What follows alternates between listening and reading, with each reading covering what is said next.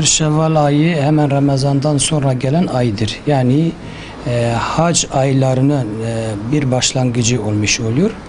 Bu ay ile ilgili Resulullah sallallahu aleyhi ve sellemin Hazreti Ayşe rivayet ettiği hadisine göre kim o ayda 6 gün oruç tutarsa sene boyunca oruç tutmuş gibi oluyor.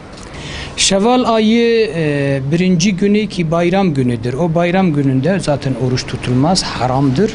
Bayramın ikinci gününden başlayıp da bir ay içerisinde, Şevval ayın içerisinde, kameri ay olarak onu kalkıp da orucunu, 6 gün orucunu tutabilir. Afdal yani sevap açısında en iyisi ise 6 gün üst üste tutmaktır. Ama bu üst üste tutmaya muktedir değilse veyahut ben nasıl olursa ay uzundur, yeni oruçtan çıkmışım derse o da normaldir. Dolayısıyla bir ay içerisinde aralıklı bir şekilde oruç tutabilir. Bayramın ikinci gününde niyet getirmese dolayısıyla Şevval ayındaki olan şeşek, Kürtçe şeşek diyoruz.